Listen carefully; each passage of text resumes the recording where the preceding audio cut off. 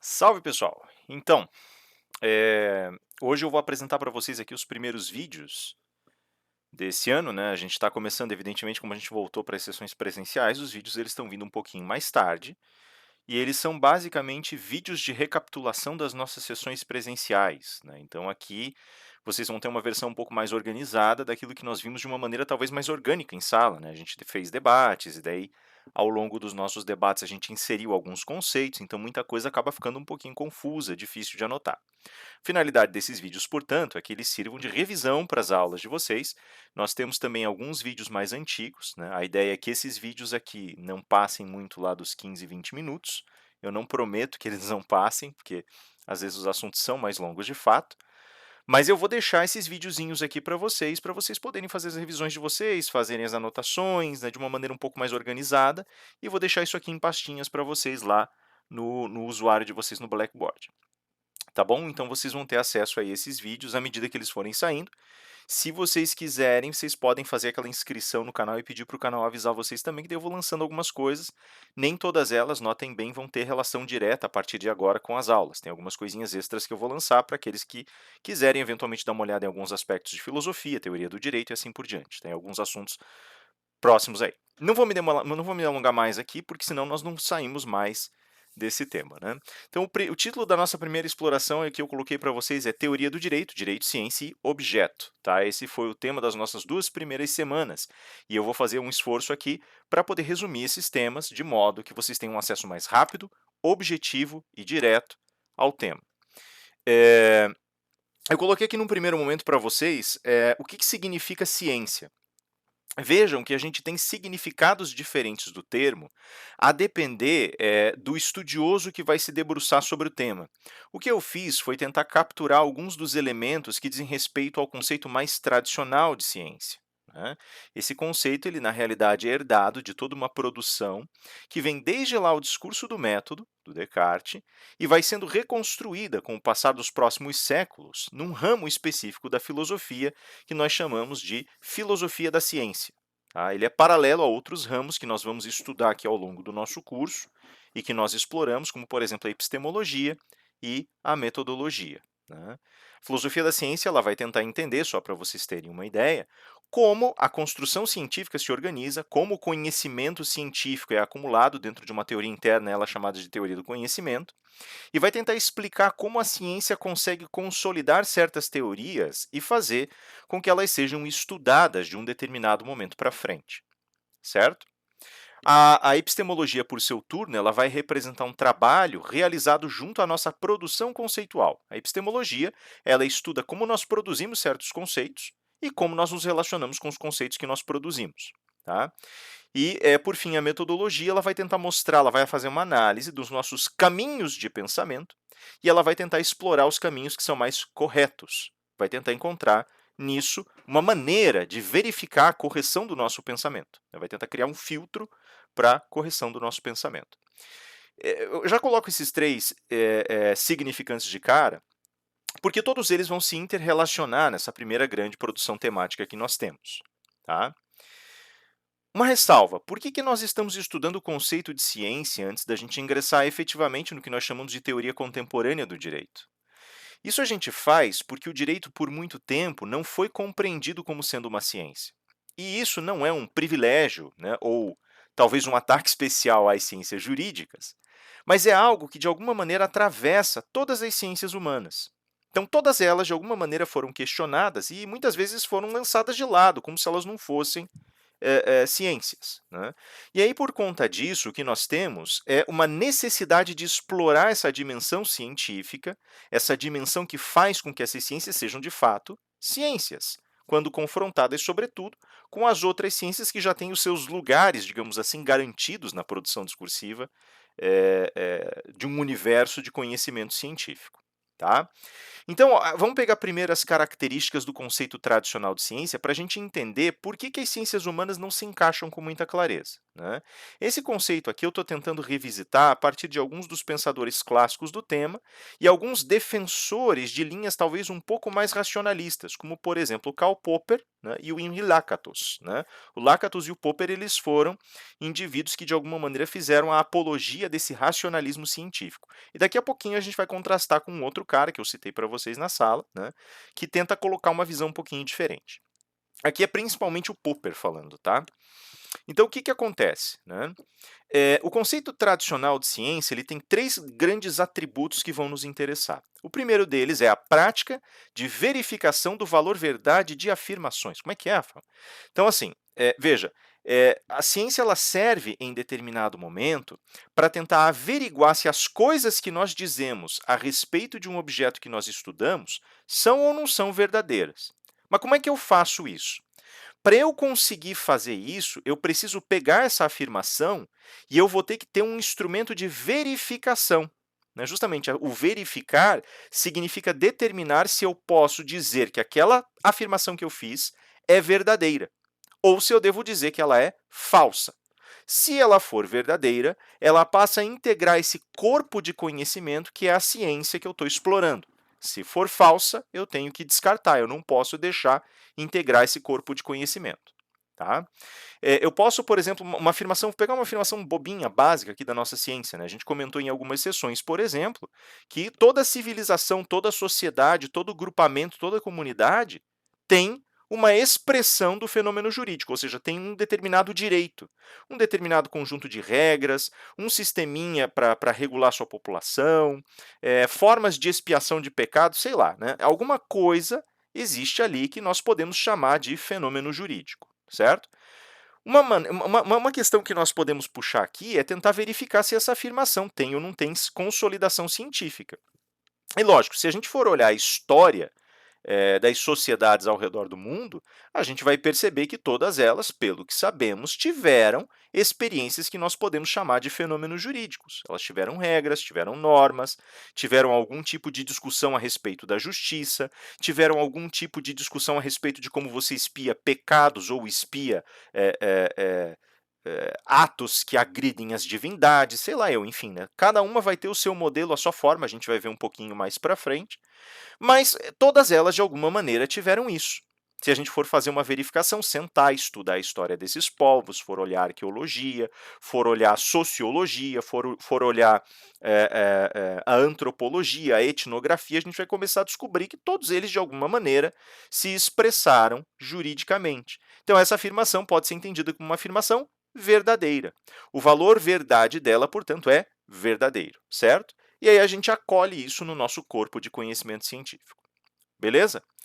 Veja que para a gente fazer esse acolhimento, tem esse segundo episódio, esse segundo tópico que é super importante. Né? Nós falamos que uma ciência aqui é organizada a partir de um método específico ao objeto de estudo. Então, eu vou selecionar um método e esse método ele tem necessariamente que ser adaptado ao objeto de estudo que está diante de nós. Né? O que acontece aqui? Que pegando um pouquinho do Henri Lakatos, né? A gente vai ter um conjunto de leis da razão, isso aqui é bem da epistemologia tradicional, do olhar tradicional que temos sobre a ciência, e vamos somar isso a certos elementos, pecinhas teóricas. Né? Essas leis da razão elas vão me dar uma lógica específica para poder analisar determinado universo. Tá? Por exemplo, para eu analisar as ciências jurídicas, eu tenho que ter uma mentalidade um pouquinho diferente daquela que o antropólogo vai ter quando analisa a cultura. Né? Para o antropólogo, o surgimento da cultura ele é influenciado por uma diversidade de fatores. Pode ser a geografia, pode ser o conjunto de traços biológicos de uma comunidade, pode ser o número de pessoas, pode ser, enfim, né? Pode ser a linguagem, que pode ser influenciada e pode influenciar também. E tudo isso vai somar para a gente ter ali uma identidade cultural. Tá? O direito ele tem que analisar de forma diferente as coisas. Porque a questão do direito não é saber se aquela comunidade X tem um tipo de direito e a Y tem outro. A ideia da gente é tentar descobrir o que é experiência jurídica e como ela atravessa todas as experiências, todas as culturas diferentes, guardando determinados elementos específicos que não mudam. Né? Essa é uma das, talvez a visão mais consagrada que a gente tem de ciência do direito no seu sentido tradicional. Mesmo que a gente vá trabalhar com variedades, o nosso olhar é sempre sobre comportamentos, nosso olhar é sempre sobre, digamos assim, a construção do sentido geral de ação política e de ação comunitária. Então é um olhar diferente. Enquanto a gente se concentra nas ações comunitárias, o antropólogo se concentra na identidade da comunidade. Assim como o sociólogo vai se concentrar nas ferramentas para a compreensão do fato social, né? Então a gente tem fatores muito diferentes aí, né, entre essas ciências. Cada uma delas, então, tem que ter ferramentas diferentes. Essas ferramentas diferentes compõem esse método. Vai ter, então, leis da razão aplicadas de forma diferente e elas vão, evidentemente, ser aplicadas sobre pecinhas, objetos diferentes. Aí vocês podem me dizer assim, não, mas todas as três que você citou aí, sociologia, antropologia e direito, estudam sociedades, comunidades. Sim, só que cada uma delas estuda um aspecto diferente dessa sociedade. A antropologia vai estudar a cultura, a experiência humana no âmbito da cultura, sociologia, o fato social, e o direito vai estudar a regulação de certos comportamentos, vai estudar o fato jurídico, né? São coisas muito diferentes, né? Nesse sentido, são questões muito distintas, né? Hum. Me desculpe, mas eu pus um café na capa da aula e eu não tive como resistir fazer um café para tomar enquanto eu vou conversando com vocês aqui, tá? Então, assim, basicamente é isso. A gente tem sempre um joguinho de regras e elementos que vão operar dentro dessas regras. Mais ou menos como na matemática. Tem uma fórmula, você vai jogando as pecinhas nas variáveis ali para ver o que sai, né? E, por fim, existe sempre a necessidade, no sentido específico de uma ciência tradicional, vejam bem, da gente identificar com clareza o objeto que a gente estuda. Então, por exemplo, a biologia estuda a vida, a matemática estuda as relações, né, e, portanto, vai traduzir essas relações numa linguagem matemática, que vai usar números, vai usar variáveis e assim por diante, vai usar grandezas, em outras palavras. A gente tem a psicologia, que estuda o fenômeno psíquico, a mente, né? A gente vai ter a filosofia, que estuda o conhecimento. As pessoas falam que a filosofia estuda o ser, não necessariamente. A filosofia, no seu sentido contemporâneo, ela é mais um estudo do conhecimento, de como ele é formulado, né, como nós conhecemos as coisas, do que propriamente um estudo do ser. Eu não concordo muito com esse conceito, mas ele é o mais tradicional, então vou deixar ele aqui, tá? E por aí vai, né? Cada ciência vai ter um tipo de estudo diferente. Algumas ciências vão ter inclinações mais práticas. Você pega uma engenharia, por exemplo, ela é uma ciência, né? E ela vai fazer certos estudos de relação, mas vai aplicá-los em sentido prático, né? Você tem ciência da computação, por exemplo, você vai estudar basicamente como é que você consegue trabalhar com o que a gente pode chamar aqui de fenômeno computacional, né? E que formas ele vai adquirir através da história, né? Inclusive chegando a esse modelo de tecnologia que nós temos hoje, pensando aí em tecnologias futuras, né? Então a gente tem vários modelos científicos com objetos claramente identificados, tá? Então, tradicionalmente, só para fechar aqui a ideia, a ciência em seu sentido tradicional vai buscar ferramentas para saber se as afirmações que fazemos sobre algo são verdadeiras. Essas ferramentas compõem o chamado método, sendo que esse método vai ser composto por regrinhas, leis da razão, mais pecinhas de encaixe, elementos teóricos, né?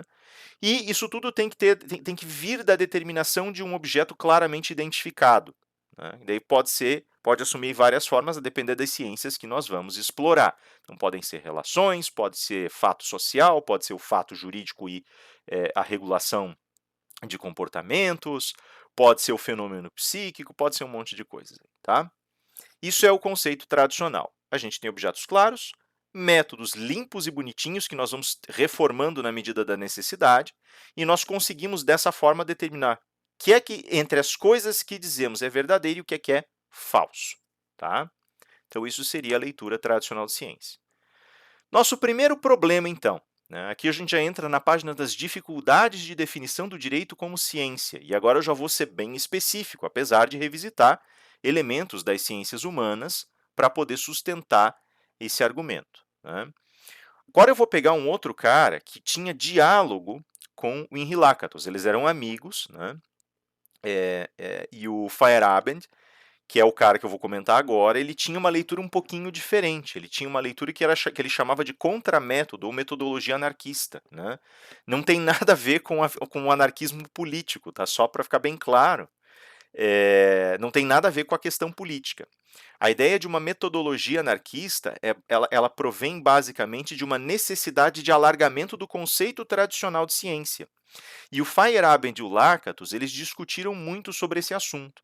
Inclusive, o livro mais famoso do Feyerabend, o Contra o Método, ele é um texto que é produzido inicialmente para ser uma carta. Ele mesmo diz isso no texto: olha, isso aqui é uma carta muito comprida que eu estou escrevendo para o Lakatos, como meu amigo, e eu esperava aí ter uma resposta dele, e a gente ia construir juntos uma leitura nova sobre a metodologia. Eu ia desmontar o método e ele ia voltar montando, né? E aí ele escreve o contramétodo e deixa, né, esse texto. E aí o que acontece? Nesse texto, ele vai dizer para nós o seguinte: as ciências, do jeito que elas estão sendo lidas, elas são um pouco impermeáveis, resistentes à experiência das humanidades. O que ele quer dizer com humanidades, né?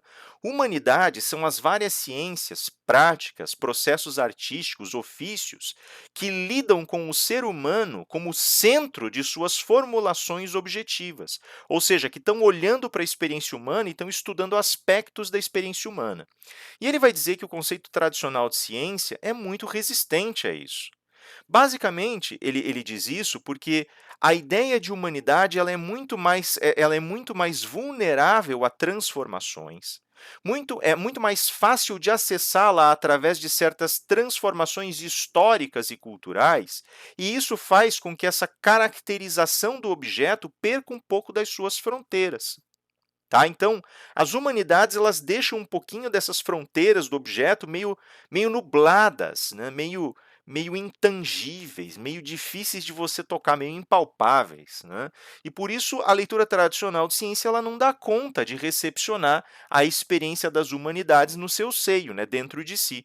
E aí ele fala, mas isso não está certo, porque se a gente não consegue atingir um estado de compreensão científica da experiência humana, então, isso significa que nada do que nós digamos a respeito da experiência humana pode ser constatado como verdadeiro.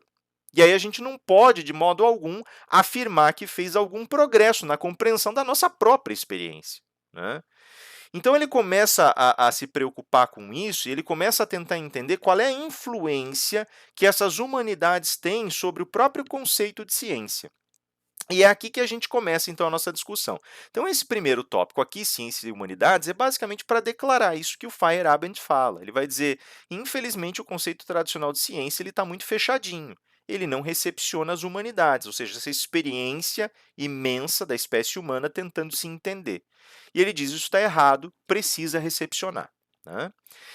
Qual é o grande erro? Quando é que aparece esse grande erro? Tem dois níveis que a gente colocou nos dois itens abaixo aqui, que vão atacar de uma maneira mais central esse grande erro. O primeiro desses itens diz respeito à chamada imutabilidade das leis da razão, ao passo que nós vamos ter uma mutabilidade do objeto das ciências humanas.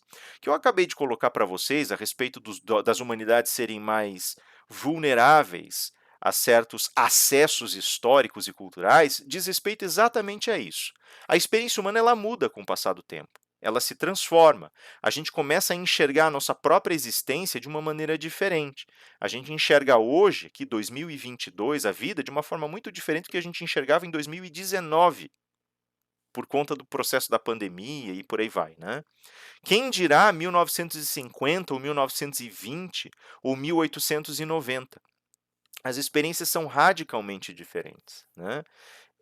Então, assim, a gente tem dificuldade de encontrar uma compreensão que possa ser basicamente feita a partir de ferramentas imutáveis. E ele vai dizer, o problema é esse.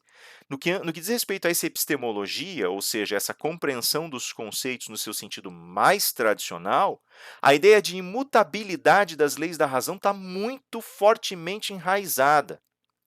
O que significa isso? Nós entendemos que a racionalidade, a nossa capacidade de pensar os problemas, ela nunca muda. E tem um monte de pensadores que vão partir desse exato ponto de determinação. Descartes, por exemplo, quando ele levanta a tese dele lá no discurso do método, quando ele vai falar nas meditações metafísicas sobre como pensamos as coisas, ele parte do pressuposto de que todos nós temos as mesmas potências compreensivas. Todo mundo é capaz de compreender as coisas do mesmo jeitinho, não importando de onde venha. Né? O Kant, mais para frente, lá no final do século XVIII, início do XIX, não é diferente.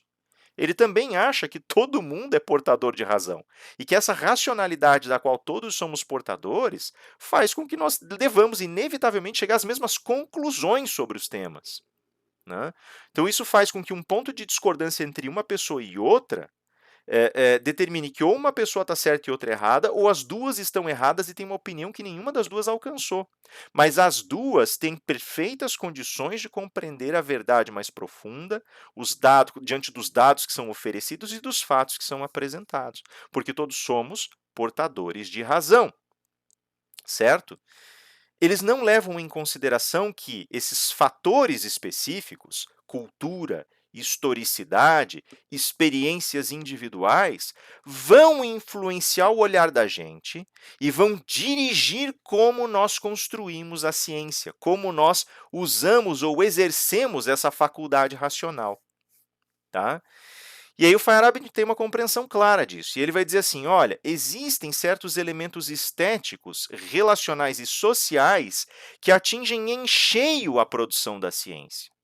E quando eles fazem isso, eles alteram profundamente a visão que cada indivíduo debruçado sobre uma mesma realidade vai ter. Então, por exemplo, o que é uma determinação estética? Tá? Não pensem em estético, não confundam estético com cosmético. O estético diz respeito à forma. O cosmético é uma especialização disso, né? Ele tenta mexer um pouquinho na forma para atingir uma determinada aparência. O cosmético está lidando com o aspecto aparente da forma. Quando a gente fala em forma, a gente está falando sobre uma categoria filosófica, né? Então a gente está falando, por exemplo, sobre a capacidade de manipulação e distorção da forma na arte. Não vou entrar nesses detalhes agora. Só para a gente saber o que é o estético. O estético diz respeito à nossa capacidade de produzir arte, por assim dizer. Tá? A gente fala mais disso outra hora, quando a gente chega lá nas teorias estéticas. Representações estéticas que podem aparecer ou determinações estéticas que podem aparecer. Por exemplo, a gente sabe que a história do Estado-nação está repleta de representações simbólicas que, além de terem impacto psicológico, elas têm impacto bastante forte no âmbito estético, né? Vocês olhem, por exemplo, eu tinha comentado num dos grupos ali algumas questões levantando monumentos públicos, né? Então você vai falar, por exemplo, tem monumentos públicos, você vai para, por exemplo, para a Praça dos Três Poderes. Toda ela é construída para resguardar, para colocar os três poderes um diante do outro, como se eles se vigiassem mutuamente e trabalhassem em cooperação. Tem uma estátua representando lá a justiça e assim por diante. Eu posso colocar tantos outros exemplos aí, né? Posso pegar, por exemplo, se for ao centro de Buenos Aires, tem uma estátua representando a República Argentina. E está lá uma mulher de túnica, né, com o seio descoberto para mostrar a ideia de amamentar, de nutrir, carregando feixe de trigo e a bandeira da nação, né? Isso tem características estéticas, né? Mas não só características estéticas vão afetar. Mas só antes de eu seguir, né? Como é que isso influencia a produção científica, Rafael? Veja, eu posso ter, por exemplo, se eu for analisar a ciência política, se eu me vinculo a esse tipo de representação, pode ser que a minha análise da ciência política vá ser uma análise que vá trazer à tona, por exemplo, vai envergar, por exemplo, um olhar que seja mais nacionalista, ou um olhar que seja mais voltado para as estruturas e representações da República. Por que não? Porque eu estou partindo desse lugar. Para dar um exemplo histórico, o Hegel, quando vai discutir a questão daquilo que ele chama, ele está trabalhando isso num livro chamado Princípios de Filosofia do Direito, inclusive, e ele começa a discussão lá pelas tantas de qual seria o sistema de governo, forma de governo e assim por diante, regime perfeito, né? O que seria a conflagração perfeita para um Estado? E ele termina afirmando que uma monarquia parlamentarista é mais perfeita que todos os outros modelos e sistemas que nós possamos imaginar. Não é coincidência isso. Como o Hegel tinha uma raiz muito forte na Prússia, uma raiz cultural muito forte na Prússia, ele acabou defendendo o modelo de governo prussiano, muito embora historicamente aquele modelo de governo tenha dado muito errado para a Prússia. Bem na época que ele está escrevendo isso, o governo prussiano está endividado até as orelhas, ele está quebrado, um Estado quebrado. Percebem? Então, às vezes, a gente acaba se vendo filtrado e influenciado. Né? Eu posso dar outros exemplos tantos, né? Né, de questões mais inevitáveis. Eu posso pensar, por exemplo, a ciência do direito como regulação de comportamentos, né, que foi o termo que foi o conceito que a gente estabeleceu para a gente começar a trabalhar um pouquinho mais para frente ali, nessas aulas. Tá, mas e que ligação isso tem com outras questões? Que ligação estética, por exemplo, isso há de ter, né? Eu trabalho, por exemplo, com a composição estética que me é dada pelo positivismo jurídico, que diz que o direito está, ele está baseado naquilo que nós chamamos norma jurídica, né? Popularmente chamada de lei. Tem diferença, depois eu vou explicar para vocês, tá? Tem aspectos relacionais que influenciam, mas é claro que tem, né? É muito diferente, por exemplo, se eu guardo relação, por exemplo, só para dar né, uma visão, né? Pessoas têm opiniões diferentes, por exemplo, a respeito de comer carne. Existe os estudos éticos que tentam compreender esse tema são estudos científicos, de uma ciência chamada filosofia, de um ramo específico chamado ética, né? Tem aqueles que não comem carne.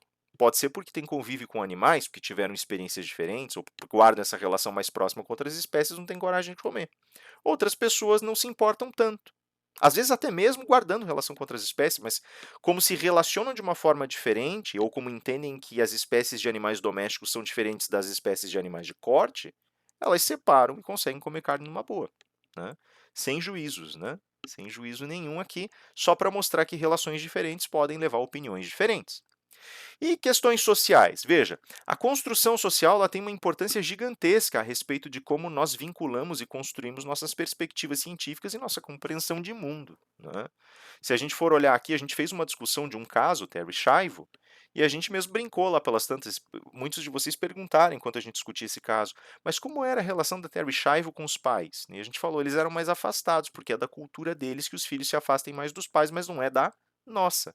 Percebem? Um elemento que está presente para nós e é muito fácil de acessar, para eles já é mais difícil por conta desse olhar mais culturalmente distinto.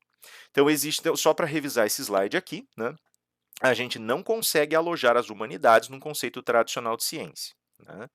Dois fatores emergem aqui, né? A imutabilidade das leis da razão, que ficam muito rígidas, muito fechadas, diante da necessidade de mudança, transformação do objeto das ciências humanas, e, por fim, as determinações estéticas, relacionais e sociais que afetam a nossa visão de ciência, né? No estético, eu dei o exemplo das representações simbólicas da República. No relacional, eu dei o exemplo da nossa relação com outras espécies. E no social, eu dei aqui para vocês agora o exemplo que discutimos em outro caso, de país a país, como nos relacionamos com nossas próprias famílias. Isso gera olhares diferentes. Outro exemplo que eu dei em outra sessão, que pode servir muito bem aqui, é o exemplo de como os italianos veem o divórcio, por exemplo. Para eles é uma coisa terrível, eles não querem que o divórcio aconteça em hipótese alguma. Então, eles criam processos muito difíceis para você conseguir se divorciar. Aqui é bem mais simples, né? Ainda que existam certos obstáculos, aqui é bem mais simples, beleza? Veja, isso traz para nós um problema um pouco mais profundo, que é o da discussão do objeto. Por que o objeto das ciências humanas, e em especial do direito, muda tanto, né? E por que os objetos das outras ciências supostamente não mudam? Esse problema ele aparece para nós porque nós não conseguimos, num primeiro momento, pelo olhar mais tradicional da ciência, enxergar o objeto por aquilo que ele realmente é, por assim dizer, né? Mas o que é o objeto realmente, Alfa? Veja, se nós formos ter um olhar mais específico sobre a relação fenomênica, a gente vai começar a perceber que o objeto não é uma coisa que está claramente definida por fronteiras determinadas e pode ser pego, apalpado, destruído, usado. O objeto ele está presente primeiro numa relação com o sujeito que o usa, transforma, observa e compreende. Tá? Em segundo lugar, o objeto também está integrado a toda uma série de outros objetos. Eu vou dar um exemplo muito tosquinho aqui, mas o meu telefone, por exemplo, ele é meu telefone. Aqui tem dados que eu pus aqui. Então, aqui já existe uma ligação mais profunda, né, digamos assim, um laço mais apertadamente realizado entre essa coisa e eu. Então, para alguém entender que troço é esse, como ele funciona e por que ele se encontra no estado em que se encontra, é preciso entender a relação que o Rafael trava com ele. Poxa, a tela está meio rachadinha, porque eu derrubo muito meu telefone. Ah, existem certos dados aqui, então tem muito livro de metodologia aí dentro. Por quê? Porque o Rafael está dando aula de metodologia, né? Percebem? Assim, um exemplo super grosseiro. Vocês podem ampliar do jeito que vocês quiserem. Se vocês forem olhar, por exemplo, a minha mesa tem objetos que podem ser analisados. Por que o Rafael tem dois cadernos amarelos, vou mostrar um só aqui, sobre a mesa dele? Bom, é uma mesa de trabalho. Por que ele tem uma maquininha de escrever? Que eu ganhei de uma amiga minha e ela, porque ela sabe que eu tenho paixão pela escrita, ela me deu uma maquininha para me inspirar. Ah, mas o que que tem de bebida aqui? Café, é claro, porque o Rafael gosta de café. Então veja, tudo que está acontecendo aqui, a composição dessa mesa, ela é uma resposta a esse sujeito que a observa e que dela se serve, né? Mesmo que eu entrasse no escritório de outra pessoa e fosse olhar a mesa dessa outra pessoa, eu provavelmente julgaria essa mesa segundo os parâmetros de normalização da minha mesa. Sim? Por isso, de vez em quando alguém vem aqui no meu escritório, fala assim: Nossa, Rafael, que mesa desorganizada. Porque, de fato, para as outras pessoas é uma desordem total e absoluta, mas eu consigo achar as coisinhas aqui, né? Eu consigo me encontrar nessa mesa aqui. Então, veja, existe uma relação entre o sujeito, que é aquele que observa e que transforma e que compreende determinado objeto no mundo, e o objeto, que é aquilo sobre o que as atenções do sujeito se debruçam. Tá? Só que é necessário entender que o objeto ele não vem isolado, existe uma relação objetal, que o sujeito trava com o objeto e o objeto trava com outros sujeitos e trava também com outros objetos. Tá? O que é essa relação objetal, então? A relação objetal é essa linha que, dentro do fenômeno, relação sujeito-objeto, costura sujeitos, objetos e cria arranjos. Tá? Daí no próximo vídeo a gente vai discutir isso, mas cria esses arranjos. E com a criação desses arranjos, nós começamos finalmente a entender que, em primeiro lugar, nós já separamos o objeto de uma forma complicada, talvez até mesmo equivocada. Minha xícara tem café. Veja que, se ela fosse uma xícara vazia, ela não deixaria de ser uma xícara, só que ela é uma xícara de café agora, porque ela tem café dentro, né? Quem usa muito aqui, a gente se pergunta aqui em casa, cadê a xícara de café? Porque a gente só toma café nessas xícaras, né? Então acabou acoplando uma coisa a outra. O que isso significa? Que o líquido café e o objeto xícara estão em relação e essa relação já tem uma acomodação que transforma a nossa própria compreensão desse objeto, nosso uso, nossa familiaridade com esse objeto. Desculpa, esbarrei no microfone aqui.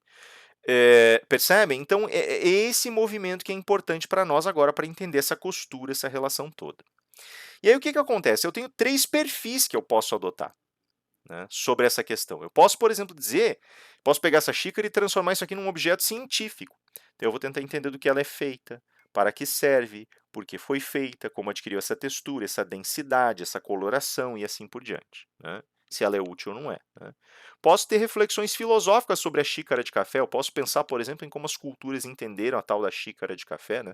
Como dizia o Sartre lá pelas tantas, um bom filósofo faz filosofia até de um copo d'água, né? Então tá aí, eu posso pensar existencialmente nessa xícara de café, na ocupação dela no mundo e assim por diante, ou eu posso pensar sobre aspectos psicológicos, o que significa pro Rafael uma boa xícara de café, se não acolhimento, conforto, se não um jeito de ocupar as mãos quando ele está ansioso diante de outras pessoas e assim por diante, né? Percebam que esses 3 olhares, eles têm 3 direcionamentos diferentes, né? E é isso que aqui eu já estou fazendo a utilização, já saí um pouquinho agora do Feyerabend e já estou ingressando aqui no Lacan, né? Então eu vou pegar emprestado um pouco da reflexão lacaniana para a gente entender melhor o que são esses momentos do objeto e o que é essa relação objetal. E aí nós temos dentro desses 3 momentos, nós temos 3 aportes diferentes, 3 significados diferentes para o termo objeto. A ciência geralmente pega esse primeiro aqui, objeto universal. O que é isso? O objeto universal é basicamente esse objeto que não muda nunca no tempo nem no espaço. É isso que a ciência procura desesperadamente. A ciência, ela, na realidade, o que ela quer saber? Ela não quer saber as leis de funcionamento da realidade. Essas leis de funcionamento da realidade são a expressão máxima desse objeto universal. É o que a gente começa a procurar numa leitura tradicional de direito, né? Segundo, relação objetal, né? Perdão, desculpe, representação objetal. O que a representação objetal significa para nós? Quando a gente procura um objeto, na mais das vezes, a gente está construindo na nossa cabeça hipóteses sobre ele. E essas hipóteses criam um desenho do objeto, né? Imaginem, por exemplo, que eu não tivesse mostrado minha xícara. Aliás, não vou nem falar da xícara. Eu tenho uma máscara daquelas que nós usamos por conta da pandemia aqui em cima da minha mesa. E eu posso deixar agora a imaginação de vossas senhorias como essa máscara é, que máscara é, vocês já viram que eu usei algumas, né? Então talvez vocês tentem lembrar de uma máscara que eu tenho usado nas nossas sessões presenciais. O fato é que vocês não vão saber que máscara é até eu mostrar. Então vocês podem criar representações, mas vocês têm uma ideia geral do que é a máscara, de como ela é acoplada, como ela é posicionada, né? Tá aqui a máscara. E mesmo comigo mostrando a máscara, vocês podem ter, de repente, uma representação específica dessa máscara para vocês. O que vocês têm em mente agora, assim que eu tirar essa máscara da vista de vocês, pronto. O que vocês têm agora em mente é uma representação da máscara. E ela nunca deixa de ser representação, porque ela é só a absorção das coisas que vimos. Tá? Mas então isso significa que nós nunca temos um objeto propriamente dito da ciência? Exatamente. Não importa a ciência que a gente estude, e aqui entra o eixo crítico mais importante para nós, o olhar que a gente debruce, tudo o que nós conseguimos obter é uma manifestação desse objeto que nós estamos perseguindo tanto. É um olhar, um corte, uma perspectiva. E essa representação descansa na gente, se conectando com tantas outras representações. Isso faz com que, em terceiro lugar, a gente perceba, por exemplo, que o objeto universal é uma ilusão, que a representação objetal é só um pedacinho do objeto, e nós chegamos então à conclusão de que nós não temos o objeto em mãos. E aí a gente pensa, então, mas o que é o objeto, Rafael? E a gente não consegue achar o bendito do objeto. Né? Veja que cada uma delas aqui se encaixa em um lugar diferente. Né? O objeto científico ele relaciona direto com o objeto universal. A questão filosófica, o objeto filosófico, diretamente com a representação objetal. E o objeto psicológico, diretamente com o objeto perdido. E é essa a raiz que nós queríamos alcançar. Porque o objeto perdido ele remete, na realidade, a uma experiência original que nós não temos mais. E essa experiência original ela é representada de várias formas na experiência humanística. Tá? Então, ela é representada por mitos, o mitologema, né? O mitologema do fruto proibido, o mitologema do dilúvio, que aparece, por exemplo, na literatura israelita, na literatura suméria, na literatura grega. Né? Não só nessas, tem algumas literaturas da Mesoamérica que também vão trabalhar com esse mesmo conceito, algumas da América do Sul. Enfim, né? A gente tem vários mitologemas possíveis que vão falar de vários ângulos de ataque para esse objeto perdido. Né? A gente, na psicanálise, por exemplo, vai representar esse objeto perdido como desligamento do corpo do filho em relação ao corpo da mãe. Né? Então, o que é esse objeto perdido? Né? É um momento que nos separa, que cria uma fissura na gente e nos faz sentir incompletos. Né?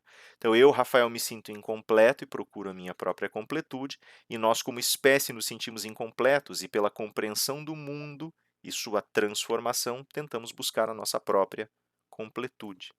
Percebem? Tem muita discussão para rolar aqui ao redor, eu só quero resumir isso. Né? Então tá aí, né? A gente tem uma ligação entre fenômeno e objeto, né? A relação sujeito-objeto ela ataca o objeto de uma forma diferente, fazendo com que esse objeto se relacione de forma inevitável e trocando influências mútuas com o sujeito, com outros objetos e outros sujeitos. Né? Isso faz com que tenhamos objetos de caráter científico, filosófico, psicológico, certo? O objeto científico tende a ser aquele objeto universal, aquele objeto eterno, imutável, uma ideia. O objeto filosófico tende a ser a representação objetal, uma imagem que criamos na nossa cabeça depois de experimentarmos algo, e o psicológico lida com esse objeto perdido, essa ligação original que faz com que o ser humano seja incompleto, ou pelo menos se sinta incompleto. Certo? E aí, por fim, a gente tem toda a leitura do objeto perdido. Né? O que acontece? O objeto perdido ele tem uma dinâmicazinha traiçoeira, que ele aparece nesse lugar que o Lacan vai chamar de iância. O que é iância?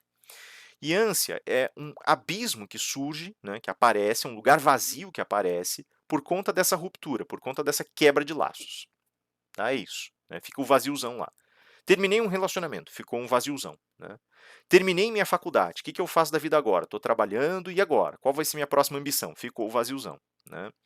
Mas assim, na realidade, o que acontece é que esse vazio, essa fissura, ela vai aparecer no momento, na dimensão existencial, e vai te jogar, de alguma maneira, para esse confronto muito específico, talvez pavoroso com a realidade. Tá? Ele representa, digamos assim, a perda de sentido. Perda de sentido. Tá? Então, veja que a gente está sempre falando de grandes situações de ruptura. O luto, o rompimento relacional, a frustração, o não obter respostas quando você constrói teorias, né? O fracassar em obter essas respostas, o não entender o sentido existencial humano, essas coisinhas, que não são tão coisinhas assim. Né? E aí você tem todo esse cenário que vai levar a esse lugar de Yancey. Por que Yancey e não hiato? Porque ele não quer substantivar a questão, por isso Yancey, para entender esse movimento, né?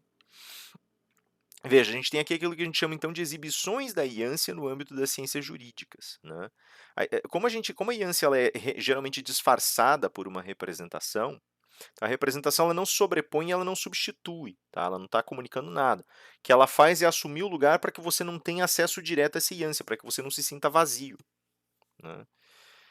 A ciência é mais ou menos assim, para não haver um vazio. Quer ver um exemplo bem forte dessa questão científica? Olha a questão da pandemia. No começo da pandemia, a gente viu uma dificuldade muito grande de obter resposta do discurso científico, porque ele tem métodos próprios e não tinha como você obter respostas tão rápidas e tão certas assim. Aí era necessário você tentar obter respostas enquanto experimentava. E era tudo muito ainda, né, difícil de entender. E algumas pessoas começaram a dizer: tá vendo, a ciência não serve para nada. Também não é assim, né? O que acontece? Na medida que a ciência não consegue aplicar os seus métodos com um processo pausado, adequado e com um tempo adequado, ela começa a falhar nas respostas, e com essa falha vem aquela insegurança brutal. Meu Deus, nós pautamos nossa civilização inteira com base na ciência, e agora? Né? E aí essa fissura, esse abalo, faz a gente enxergar o grande abismo que nos espera lá fora. Nesse abismo da incerteza do não poder fazer nada. Claro, não é para entrar em crise, tá? Não é para entrar em crise com essa observação, porque não é tão simples assim. Tá que a gente construiu uma série de representações científicas que sustentam o nosso mundo, mas muita coisa vai sendo obtida através dessa relação atritiva entre a representação e esse vazio que a gente tenta visitar, que a gente tenta de alguma maneira entender, com o qual a gente tenta se relacionar, né? Muita coisa é feita, tanto que a gente está aí, a gente está tendo respostas agora com vacinas, né? A gente não tinha respostas, estava caindo no vazio, entrando em desespero, muita gente entrando em desespero, mas hoje nós já temos uma resposta mais concreta, já temos os pés no chão, outra vez, né? Nas ciências jurídicas, a gente tem várias especificações que podem mostrar esse cenário de ânsia, né? E que também mostram como as soluções são gradualmente obtidas. Um grande exemplo nós vimos na nossa discussão do caso Perruche, né? Quando a gente tratou do bebezinho que tinha rubéola, nós tratamos em todos os grupos desse caso. E nesse caso a nossa pergunta era: será que uma pessoa pode ter o direito de não nascer ou não? A gente estava enfrentando exatamente esse espaço de ânsia, a gente não tinha uma resposta para essa pergunta. Quando a gente fez o giro e descobriu que aquilo ali era uma prática eugênica, a gente conseguiu plantar os pés no chão de novo. Havia ali uma representação, que é a representação com esse nome eugenia. Veja que a situação concreta ela foi transportada de um universo representativo para outro e agora nós temos uma solução, né? Mas é a verdade mais profunda dos fatos? Tem outras discussões que aparecem aí e nós não tocamos necessariamente, porque o discurso eugênico ele apareceu nessa ideia do discurso eugênico, ela apareceu justamente para a gente criar o barramento da prática. Mas tem coisas que não ficaram resolvidas, tipo pontas soltas que eventualmente nós vamos ter que revisitar. O dragão sempre coloca a sua cabeça para fora em algum momento, né?